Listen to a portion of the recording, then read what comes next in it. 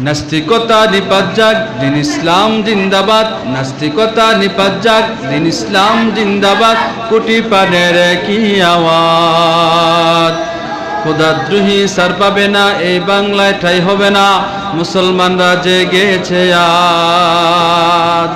জোর কদমে সামনে চলো, বজ্রকণ্ঠে আওয়াজ তোলো, সবাই মিলে একে তালে দাও না স্লোগান। নারে তাকবীর, নারে তাকবীর, নারে তাকবীর। দিন ইসলাম, দিন ইসলাম, দিন ইসলাম, দিন ইসলাম। মুসলমানের এই দেশেতে নাস্তিকদের ঠাঁই নাই। নাস্তিকদের পক্ষে যারা, তাদের কোনো রক্ষা নাই। বলে না ঠিক কিনা? মুসলমানের এই দেশেতে নাস্তিকদের ঠাঁই নাই। নাস্তিকদের পক্ষে যারা, তাদের কোনো রক্ষা নাই। এই দেশেতে থাকতে হলে কোরআন মানতে হবে। কোরআন না মানলে তারা বিতাড়িত হবে। ঠিক কিনা? দুর্গতমে সামনে চলো, বজ্রকণ্ঠে আওয়াজ তোলো, সবাই মিলে একে তালে দাও না স্লোগান। নারে তাকবীর, নারে তাকবীর। দিন ইসলাম, দিন ইসলাম, দিন ইসলাম, দিন ইসলাম। আল কোরআনের আলো, আল কোরআনের আলো, আল হাদিসের আলো, আল কোরআনের আলো। সংসদে জালো, আল কোরআনের আলো। সংসদে জালো, আল কোরআনের আলো, আল কোরআনের আলো, আল হাদিসের আলো, আল হাদিসের আলো, আল হাদিসের আলো। ঠিক কিনা? আমাদের এই কোরআনের আলো ঘরে ঘরে জ্বালাইলে হবে না, সংসদও জ্বালাইতে বলেন না? ঠিক কিনা? আমরা যদি নুরানি মাদ্রাসায় পড়ি, আমাদের ভিতরে যদি কোরআন আসে, হাদিস আছে, আমরা কখনো নাস্তিক হব না। বলে না ঠিক কিনা? এই জন্য বন্ধুরা আমরা শুরু থেকে কোরআনে কারীমের প্রতি মহাব্বত রাখবো, ইসলামের প্রতি মহাব্বত রাখবো। এই ওলিয়া উলিয়ার দেশ, এই কোরআনের দেশ, এই ইসলামের দেশ কোনো নাস্তিকের হাতে দেওয়া যাবে না। বলো না ঠিক কিনা? আল্লাহ তাআলা সবগুলো ভাইকে কবুল করো, সকলে বলেন আমিন। আল্লাহ তাআলা সকলকে দ্বীনের খাদিম হিসেবে কবুল করো, সকলে বলেন আমিন। আমরা তো সবাইকে মরতে হবে, মরতে হবে না ভাই? দেখেন আমাদের অনেকে কবরবাসী হয়ে গেছে না? হ্যাঁ, আমরাও তো মৃত্যুবরণ করতে হবে, করতে হবে না? দেখেন আমাদের অনেকের মা নাই, অনেকের বাবা নাই। কারো মা আছে, বাবা নাই, বাবা আছে, মা নাই। কারো দাদা আছে, দাদি নাই, দাদি আছে, দাদা, এরকম আছে না? আমরাও তো কি করতে হবে? আমরা মরার পরে কি নিয়ে যাব?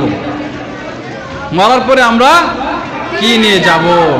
আল্লাহ রাসূল সাল্লাল্লাহু আলাইহি ওয়াসাল্লাম বলেছেন, কোরআনুল কারীমের মধ্যে 30 আয়াত বিশিষ্ট একটি সূরা আছে। এই সূরার নাম হলো সূরাতুল মুলক। এই সূরার নাম কি বলেন?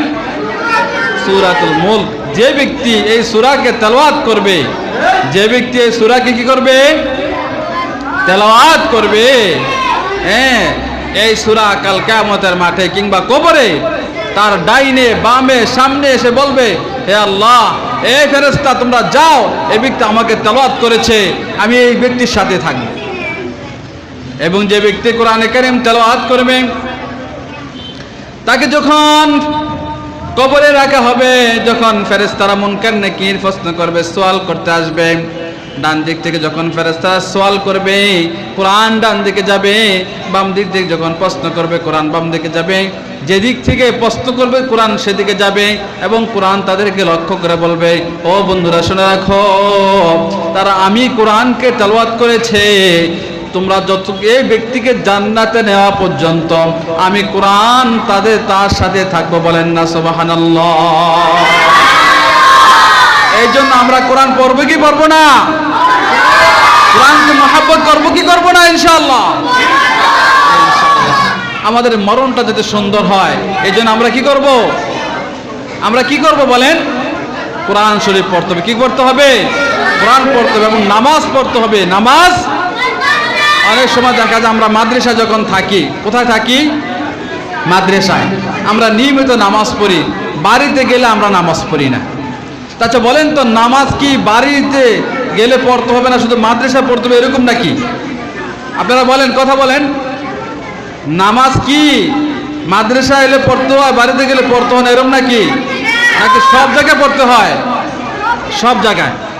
নামাজ যদি কেউ না পড়ে, শোনেন আপনারা একটু খেয়াল করেন, নামাজ যদি না পড়া হয়, কোনো ব্যক্তি যদি ফজর নামাজ না পড়ে, তার কবরের মধ্যে সকাল থেকে দুপুর পর্যন্ত সাপ দংশন করতে থাকে। জোহর নামাজ যদি না পড়ে, জোহর থেকে আসর পর্যন্ত, আসর যদি না পড়ে আসর থেকে মাগরিব পর্যন্ত, মাগরিব যদি না পড়ে মাগরিব থেকে এশা পর্যন্ত, এশা যদি না পড়ে এশা থেকে ফজর পর্যন্ত, ওই ব্যক্তিকে কবরের মধ্যে সাপ দংশন করতে থাকে। এই জন্য আমরা নামাজ পড়বো নি ভাই, ইনশাআল্লাহ। যদি আমরা নামাজ না পড়ি, দেখেন আমরা চোখটি বন্ধ করলে যদি আমাদের কি হয়ে যায়, মরণ হয়ে যায়, আমাদের কবরে কি হবে? কবরে যেতে হবে না? কবরের আযাব কেমন হবে? কবরের আযাব কত কঠিন, সইতে আমি পারিব না। পারেন আপনারা এটা? কে কে পারেন আমার সাথে বলেন? কবরের আযাব কত কঠিন, সইতে আমি পারিব না। মৃত্যু যন্ত্রণা কত কঠিন, সইতে আমি পারিব না। ও গো দয়াময় হে রহিম, চাই যে তোমার শুধু করুণা। কবরের আযাব কত কঠিন, সইতে আমি পারিব না। মৃত্যু যন্ত্রণা কত কঠিন, সইতে আমি পারিব না। কি বলেন আপনারা? নামাজ না পড়লে, কোরআন শরীফ না পড়লে কবরে আযাব হবে না? মসজিদের ওই পালকি খানা আসবে সবার দ্বারে সবার জানা। মসজিদের ওই পালকি খানা আসবে সবার দ্বারে সবার জানা। বরুই পাতার গরম পানি শেষ গোসল দেবে সবার জানা। গোসল শেষে সাদা কাপড়ে চির বিদায় দিবে মানা। গোসল শেষে সাদা কাপড়ে চির বিদায় দিবে মানা। কবরের আযাব কত কঠিন, সইতে আমি। মৃত্যু যন্ত্রণা কত কঠিন, সইতে আমি পারিব না। ওগো দয়াময় হে রহিম, চাই যে তোমার শুধু করুণা। কবরের আযাব কত কঠিন, সইতে আমি পারিব না। মৃত্যু যন্ত্রণা কত কঠিন, সইতে আমি পারিব না। দেখেন বন্ধুগণ, কবরটা কেমন হবে? আমার যখন দুটো চোখ বন্ধ হয়ে যাবে, আমাকে গোসল করাইয়া সাদা কাপড় পরাইয়া অন্ধকার কবর, পোকামাকড়ের ঘর, সাপ বিচ্ছুর ঘর। যেই কবরের নাই বাতি, যেই কবরের নাই সাথী, অন্ধকার কবর। গাছতলায়, বাঁশতলায়, পুকুর পাড়ে, রাস্তার পাশে 3.5 হাত মাটির নিচে আমাকে আপনাকে শোয়াই রাখবে। আমি যখন ডানে তাকাবো মাটি, বামে তাকাবো মাটি, নিচে মাটির বিছানা, উপরের দিকে যখন তাকাবো সেখানেও দেখবো মাটির বিছানা। সে কবর থেকে বের হওয়ার আমার কোনো ব্যবস্থা নাই, আমার কোনো ব্যবস্থা নাই। পোকামাকড়ের ঘর, সাপ বিচ্ছুর ঘর। এই করে তো মাকে রাখলাম, বাবাকে রাখলাম, দাদাকে রাখলাম, দাদিকে রাখলাম। সে অন্ধকার কবর। হে আল্লাহ, অন্ধকার কবরে মা কিভাবে শুয়ে আছে, বাবাকে কিভাবে শুয়ে আছে। 1 মিনিট যদি কারেন্ট না থাকে আমি আপনি সহ্য করতে পারি না। সে অন্ধকার কবরে মাকে রাখলাম, বাবাকে রাখলাম, দাদাকে রাখলাম, দাদিকে রাখলাম। এই পোকামাকড়ের ঘর, সাপ বিচ্ছুর ঘর। মায়ের জন্য দোয়া করো, বাবার জন্য দোয়া করো, নিজের জন্য দোয়া করো, আখিরাতের জন্য দোয়া করো। বন্ধুগণ, আল্লাহ তাআলা যাতে আমাদের সকলকে জান্নাতুল ফেরদাউস নসিব করে, সকলে বলেন আমিন। কবর কেমন হবে? আল্লাহ রাসূলের সাহাবী উসমান রাদিয়াল্লাহু তাআলা আনহু কবরের পাশ দিয়ে যখন যেতেন, ওমরের চোখ দিয়ে মন ভাবে চোখের জল বের হইতো। চোখের জলে ওমর উসমানের দাড়িগুলো বেরিয়ে যাইত। উসমানকে জিজ্ঞাসা করা হয়েছে, উসমান কত জায়গায় যাও, তুমি তো এত কান্না করো না, কবরের কাছে আসলে এত কান্না করে কেন? উসমান বলল, কবর হলো মানজিলুম মিন মানাজিল আখিরা। আউয়াল মঞ্জিল হলো কবর, আউয়াল মঞ্জিল। কবর হলো আখিরাতের প্রথম মঞ্জিল। কবরে যার সাথে ভালো ব্যবহার করা হবে, তার সবগুলো জায়গায় তার সাথে ভালো ব্যবহার করা হবে। এই জন্য ওসমান এত কান্না করত। আবু বকর গাছের লতা পাতা ধরে বলতেছেন, হে আবু বকর, তুমি যদি গাছের লতা হইতা, পাতা হইতা, তাহলে গরু ছাগল তোমাকে খেয়ে ফেলতাম, তোমার কোনো হিসাব নিকাশ হইতো না। মানুষ হওয়ার কারণে তোমার কত হিসাব নেওয়া হবে রে আবু বকর। এই জন্য আবু বকর কান্না করতো, অনেক কান্না করতো। আবু বকর এভাবে কান্না করত। আমি যদি বকরি হইতাম, বকরির পায়ে ধরে আবু বকর বকরিকে বলতেছে, হে বকরি, তোমার তো কোনো হিসাব নাই, তোমার তো কোনো হিসাব নাই, তোমার তো কোনো হিসাব হবে না, তোমাকে মানুষ জবাই করে খেয়ে ফেলে, তোমার কোনো হিসাব নাই। অথচ আমি আবু বকর হিসাব হবে। আমি যে দানাটা বক্ষণ করেছি এটার জন্য কাল কিয়ামতের ময়দানে আল্লাহর কাছে আমার হিসাব দিতে হবে। এই জন্য বন্ধুগণ, আমরা যদি মাদ্রাসায় পড়াশোনা করি, আমাদের বাবা অনেক কষ্ট করে আমাদেরকে মাদ্রাসায় পড়ায়, আমাদের দ্বারা এমন কোনো কাজ যাতে না হয় যার কারণে কাল কিয়ামতের ময়দানে আমি আল্লাহর দরবারে আমাকে জবাবদিহি করতে হয়। বুঝতে পারছেন? এই জন্য এর একটা জিনিস হলো এই কারো জিনিস অনুমতি ছাড়া গ্রহণ করা যাবে না। এবং আমি খাবার খাবো, আমার পার্শ্ব ব্যক্তি না খেয়ে তার ভিডিও যেতে না হয়। আল্লাহ রাসূল সাল্লাল্লাহু আলাইহি সাল্লাম বলেন, লাইসাল মুমিনুল্লাযী ইয়াশবাউ ওয়া জারুহু জাইউন ইলা জামবি। ওই ব্যক্তি পূর্ণ মুমিন হতে পারে না যে নিজে পেট ভরে আহার করে আর তার পাশের লোকেরা অনাহারে থাকে। ওই ব্যক্তি পূর্ণ মুমিন হতে পারে না যে নিজে খায় আর অন্যজন কি থাকে, অনাহারে থাকে।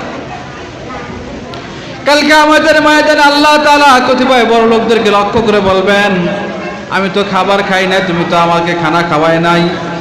আল্লাহ তাআলাকে বান্দা লক্ষ্য করে বলবেন, আল্লাহ তুমি আবার কখন খানা চাইছো, তোমাকে আমি খানা দেই নাই।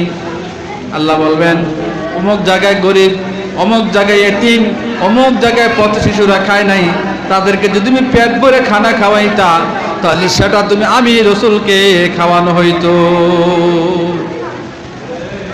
আমি রাসূলকে সেটা খাওয়ানো হইতো, আমি আল্লাহকে সেটা খাওয়ানো হইতো। অমুকের গায়ে পোশাক ছিল না, জামা ছিল না, ছেঁড়া জামা ছেঁড়া পোশাক তারা পরিধান করেছিল, তুমি যদি সেই ব্যক্তিকে জামা পরাইতা, কাপড় পরাইতা, তাহলে আমি আল্লাহকে কাপড় পরানো হইতো। এই জন্য আমরা যখন খাবার খাই, আমাদের আশেপাশে বন্ধু বান্ধব যারা আছে তাদেরকেও খাবার দেব। আমি একটা বিস্কিট খাইতেছি, আমার পাশে ভাই সে বিস্কিট খায় না, আমার দিকে তাকিয়ে আছে, আমার উচিত হবে আমার থেকে একটা হলে বিস্কুট তাকে দেওয়া। আল্লাহ রাসূল সাল্লাল্লাহু আলাইহি সাল্লাম হাদিসের মাঝে বলেছেন, তোমরা যখন বাসায় মধ্যে ফল নাও, এই ফলের খোসাগুলো তোমরা বাইরে নিক্ষেপ করিও না। সাহাবায়ে কেরাম আরজ করলেন, ইয়া রাসূলুল্লাহ, কেন? তোমার পাঁচশো, তোমার যার তোমার প্রতিবেশী যারা আছে তারা যদি ফল কিনে না খেতে পারে তাহলে তারা মনে কষ্ট পাবে, তাদের বাচ্চারা কান্না করবে। এই জন্য তোমরা যদি পার্শ্ববর্তী ঘরে না দাও তাহলে তোমাদের উচিত হবে তোমরা এই ফলের খোসাগুলো জনসম্মুখে না ফেলা। এই জন্য অনেক পথ শিশু দেখা যায় রাস্তার ধারে তাকিয়ে আছে, বিভিন্ন ফল মূল খেয়ে যাচ্ছে। টোকায় যারা আছে তারা নিজেরা কত কষ্ট করে নিজের জীবনকে পরিচালনা করতেছে। বন্ধুগণ, একজন মুমিন ততক্ষণ পর্যন্ত পূর্ণাঙ্গ মুমিন হতে পারে না। আল্লাহ রাসূল বলেন ওয়াল্লাহি লা ইউমিন, আল্লাহি লা ইউমিন, আল্লাহু লা ইউমিন। আল্লাহ রাসূল সাল্লাল্লাহু আলাইহি সাল্লাম বলেন ওই ব্যক্তি মুমিন হতে পারবে না, ওই ব্যক্তি মুমিন হতে পারবে না, ওই ব্যক্তি মুমিন হতে পারবে না। এই তিনবার আল্লাহ রাসূল সাল্লাল্লাহু আলাইহি সাল্লাম বলছেন লা ইউমিন, সে ব্যক্তি মুমিন হতে পারবে না। কিলা মান ইয়া রাসূলুল্লাহ, সাহাবায়ে কেরাম আরজ করলো ইয়া রাসূলুল্লাহ তারা কেডায়, তারা কে যাদেরকে আপনি তিনবার বলতেছেন তারা মুমিন হতে পারবে না, মুমিন হতে পারবে না, মুমিন হতে পারবে না। আল্লাহ রাসূল সাল্লাল্লাহু আলাইহি সাল্লাম বলেছেন আল্লাযী লা ইউমিনু জারহু বাওয়াকিয়াহু, যার প্রতিবেশী তার থেকে নিরাপদ নয়, যার প্রতিবেশী তার থেকে নিরাপদ, সে কখনো পূর্ণাঙ্গ মুমিন হতে পারে না। ছোট ভাইয়েরা, তোমরা বুঝতে পারতেছো আমাদের দ্বারা অন্য কেউ কষ্ট পেতে। অন্য হাদিসে আল্লাহ রাসূল সাল্লাল্লাহু আলাইহি সাল্লাম বলেছেন মান সালিমাল মুসলিমুনা মিন লিসানি ওয়া ইয়াদি, যার হাত পাও অঙ্গ প্রত্যঙ্গ থেকে কোনো মুমিন নিরাপদ নয় সে মুমিন হতে পারে না। যার হাত পাও অঙ্গ প্রত্যঙ্গ থেকে অন্য মুমিন নিরাপদ থাকে, অন্য মানুষ নিরাপদ থাকে, সে মুমিন হতে পারবে। যার দ্বারা অন্য মানুষ নিরাপদ নয় এবং পশু পাখি নিরাপদ নয়, সে মুমিন হতে পারে না। আপনারা দেখতে পেয়েছেন কয়েকদিন পূর্বের ঘটনা, আমাদের বাংলাদেশকে স্বাধীন করার জন্য 2024-এ যারা নিজেদের জীবনকে বিলিয়ে দিয়েছেন, সে আবু সাইদ মুগ্ধ সহ যারা নিজের জীবনকে বাকি রেখে এই দেশকে স্বাধীন করেছেন, আমাদের যোদ্ধা সহযোদ্ধা ওসমান হাদি ভাইকে গুলি করে হত্যার চেষ্টা করা হয়েছে। আমরা তার সুস্থতার জন্য দোয়া করি, আল্লাহ রাব্বুল আলামিন যাতে ওসমান হাদি ভাইকে আমাদের মাঝে ফিরিয়ে দেয়, সকলে বলেন আমিন। এখনো যারা দেশের জন্য লড়াই করে যাচ্ছেন, হাসানাত আব্দুল্লাহ সার্জিস সহ যারা এই দেশকে খুনি হাসিনার হাত থেকে রক্ষা করেছেন, শৈরা শাহরুখের হাত থেকে রক্ষা করেছেন, যারা এই দেশকে লুট তরাজ করে খেয়ে ফেলেছিল তাদের হাত থেকে দেশকে রক্ষা করেছেন, তাদের জন্য আমরা আল্লাহর কাছে খাস করে দোয়া করব, আল্লাহ তাআলা যদি সকলকে সুস্থতার নিয়ামত দান করে, সকলে বলেন আমিন। এবং এই দেশের জন্য যারা কষ্ট করে যাচ্ছেন, অক্লান্ত পরিশ্রম করেছেন এবং এই দেশকে যারা 1971 সালে পাক বাহিনী থেকে আমাদের এই দেশকে স্বাধীনতা এনে দিয়েছেন, সেই স্বাধীনতা তারা এনে দিয়েছেন, সেই মুক্তিযোদ্ধার জন্য আমরা খাস করে দোয়া করব ইনশাআল্লাহ। বন্ধুগণ, আমরা যারা মাদ্রাসায় পড়তেছি, আমাদের কাছে এই জাতির অনেক পাওনা রয়েছে। আমরা জাতিকে কি দেব? জাতি আমাদের থেকে কি পাবে? আমার একটা ভাই স্কুলে পড়ে, আমি মাদ্রাসায় পড়ি, আমার ভাইও নামাজ পড়ে না, আমিও পড়ি না।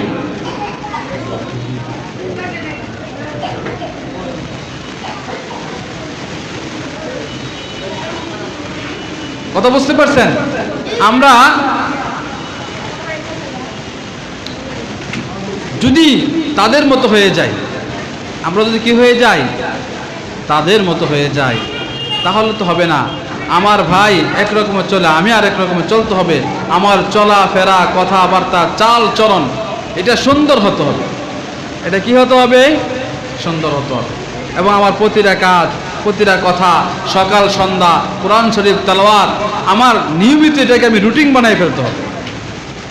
এবং আমরা যারা এখানে বোর্ডিংয়ে থাকি, আবাসিক থাকি, আমার যদি এরকমটা না হয়, আমি একজনের জুতা নিয়ে গেলাম, এটা একটা চোর। আল্লাহ রাসূল সাল্লাল্লাহু আলাইহি সাল্লাম বলেছেন আমার মেয়ে ফাতেমাও যদি চুরি করত তাহলে আমি তার হাত কেটে দিতাম। এবং আল্লাহ তাআলা কোরআনে কারীম বলেছেন ওয়াসফাসারিকু ফাসসারিকু ফাকতু আইদিহুমা, যারা চোর এবং চুন্নি আছে, ছেলে হোক মেয়ে হোক, যারা চুরি করবে তার ইসলামী বিধান হলো তার হাত কেটে দেওয়া। দেখেন সবচেয়ে নিকৃষ্ট চোর হলো যে নামাজে চুরি করে, মনোযোগ দিয়ে নামাজ পড়ে না। আরেকটা চোর হলো জোতা চোর। কি চোর? জোতা চোর। এটা কি ভালো না খারাপ ভাই বলেন তো? শরমের কথা, 100 টাকা 200 টাকা 300 টাকা জোতা এটি নাকি বলছে চুরি করে নাকি? এটা কি তোমরা এরকম করো? মাশাআল্লাহ, তোমরা অনেক ভালো। কেউ যদি করে থাকে ভবিষ্যতে এটা করবা না, ঠিক আছে? হ্যাঁ, দেখবে তুমি একজনের জুতা নিচ্ছ, তো ওই জন্য আরেকজনের জুতা নেবে, ওই জন্য আরেকজনের জুতা নেবে, এভাবে এক এক করে অনেকে কি হয়ে যাবে, চুরি করা শুরু করে দেবে। এই জন্য ভাই বন্ধুগণ, তোমরা নিজেকে আমলের জিন্দিগি গ্রহণ করার চেষ্টা করো। কিসের জিন্দিগি? আমলের জিন্দিগি। তোমরা মাগরিবের পরে সূরা ওয়াকিয়া তেলাওয়াত করো, মাগরিবের পরে সূরা ওয়াকিয়া তেলাওয়াত করো। আল্লাহ রাসূল বলেছেন যারা মাগরিবের পরে সূরা ওয়াকিয়া তেলাওয়াত করবে, হ্যাঁ, তাদের রুজি রোজগারের রিজিকের অভাব হবে না। কি হবে না? রিজিকের অভাব হবে না। এখন রিজিকের জন্য মানুষ কত কষ্ট করতেছে, রিজিকের জন্য কি করতেছে মানুষ? কত কষ্ট করতেছে। এরপরে আমরা এশারের পরে কিংবা রাত্রে বেলায় সূরাতুল মুলক তেলাওয়াত করব। কি তেলাওয়াত করব? সূরাতুল মুলক। আসরের পরে সূরাতুন নাবা আমরা তেলাওয়াত করি, আসরের পরে সূরা নাবা, এবং জোহরের পরে সূরাতুল ফাতহ, সূরাতুল ফাতহ আমরা তেলাওয়াত করব। ফজরের পরে সূরা ইয়াসিন তেলাওয়াত করব। এগুলো আমলগুলো আমরা করিনি কিনা? আমরা করার চেষ্টা করি ইনশাআল্লাহ। এই আমলগুলো আমরা করার কি করি? চেষ্টা করি। এরপরে মুসলমানের আরেকটা হক সালাম দেওয়া। কি দেওয়া? আফসুস সালাম, আফসুস সালাম। একে অপরকে সালাম দেওয়া। কি করা? একে অপরকে সালাম দেওয়া। হ্যাঁ, অনেক বড় গুণ, অনেক বড় একটা কি গুণ হলো সালাম দেওয়া, আফসুস সালাম। আরেকটা গুণ হলো অতইমুত তুআম, অতইমুত তুআম, একে অপরকে খানা খাওয়ানো। কি খাওয়ানো? আমি তো বলছিলাম একটু আগে, কয়জন একটা বিস্কুট খাওয়ানো। কি খাওয়ানো? বিস্কুট খাওয়া। অতইমুত তুআম, অদরিবুল হাম, এবং কাফের বেঈমানের মাথার মধ্যে আঘাত করা। অনর্থক না। যুদ্ধ যখন লাগবে তখন কি করবে? কাফেরদের সাথে আমার যুদ্ধ করবে। আল্লাহ রাসূল বলেছেন ফাদখুলুল জান্নাতা বিসালাম। এই তিনটা কাজ যদি তোমরা করতে পারো তাহলে তোমরা নিরাপদে জান্নাতে প্রবেশ করতে পারবে।